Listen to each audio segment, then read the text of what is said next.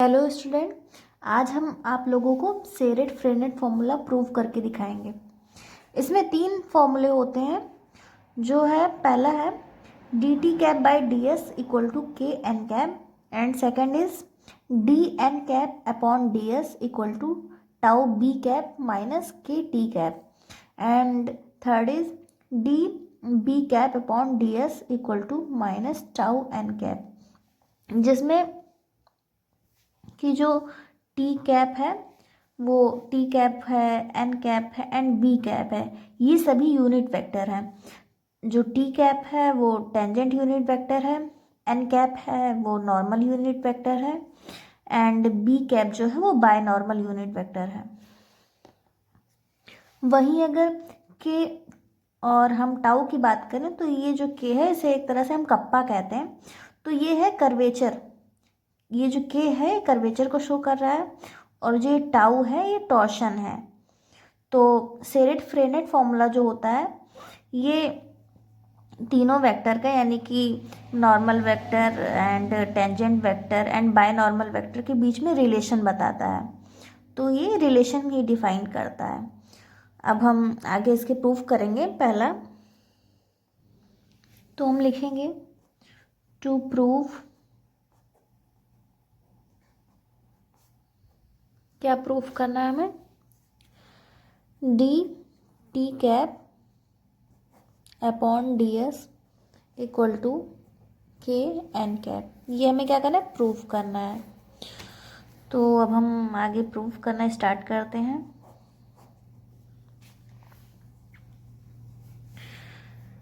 We have, लिखेंगे पहले, we have tau cap dot tau cap equal to 1। जो unit vector होता है उसका जो डॉट प्रोडक्ट होता है वो हमेशा 1 रहता है। तो यहाँ पे हम यूनिट वेक्टर टेंजेंट को लेके चल रहे हैं, टेंजेंट का यूनिट वेक्टर।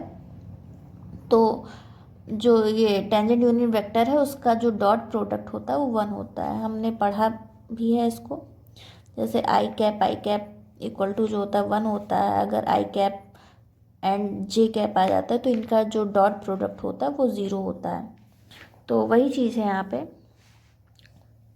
अब यहाँ पे जो टी कैप का डॉट प्रोडक्ट है इसको हम टी कैप का स्क्वायर भी लिख सकते हैं इक्वल टू 1।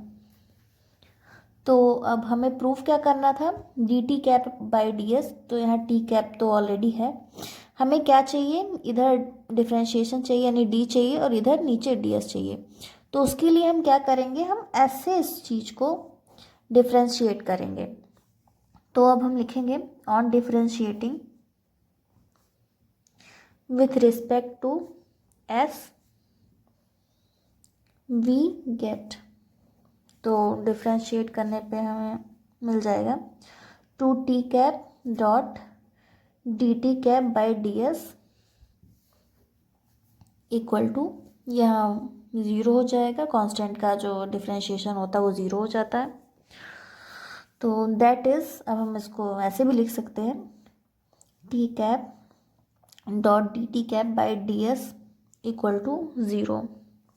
इसको हम इक्वेशन फर्स्ट मान लेते हैं। तो यहाँ पे आप देख रहे हैं कि ये टी कैप और जो D T cap by D S, यानी कि दोनों जो यूनिट वेक्टर है उनका जो डॉट प्रोडक्ट है वो 0 आता है। तो जब डॉट प्रोडक्ट 0 आता है तो इसका मतलब होता है कि जैसे यहाँ पे देखिए आई कैप एंड जे कैप, अगर इनका डॉट प्रोडक्ट जो है वो 0 आ रहा है तो इसका मतलब होता है कि आई कैप एंड जे कैप जो है आपस में परपेंडिकुलर है। और अगर वहीं जैसे सेम यूनिट वेक्टर हो जाते हैं, जैसे यहाँ आई कैप और ये आई कैप का डॉट प्रोडक्ट है और सेम है दोनों यूनिट वेक्टर, तो यहाँ 1 आ गया, तो इसका मतलब होता है कि ये दोनों जो हैं आपस में पैरेलल हैं। तो वही चीज़ है यहाँ पे। तो अब हम लिखेंगे कि since d T cap by D S is perpendicular to T cap and D T cap by D s lies in ऑक्सिलेटिंग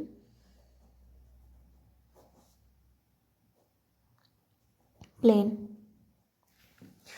जब d T by D s जो है वो टी कैप के यानी कि टेंजेंट यूनिट वेक्टर है उसके perpendicular हो जाता है, तो इसका मतलब होता है कि ये ऑस्कुलेटिंग प्लेन में लाई कर रहा है। और जब ऑस्कुलेटिंग प्लेन में लाई करता है तो इसका मतलब होता है कि वो एन कैप के पैरेलल है। तो हम लिखेंगे and D T cap by D S is parallel to N cap. यहाँ एन कैप जो है वो नॉर्मल यूनिट वेक्टर है, तो हम लिख सकते हैं उसको, that is N cap equal to D T cap by D S upon mod of D T cap by D S. और ये जो D T cap by D S है ये जो होता है ये कर्वेचर के इक्वल होता है। तो अब हम इसके जगह पुट कर देंगे के, तो लिखेंगे N cap equal to D T cap by D S upon K. अब के को उधर लेके जाएंगे तो हो जाएगा D T cap by D S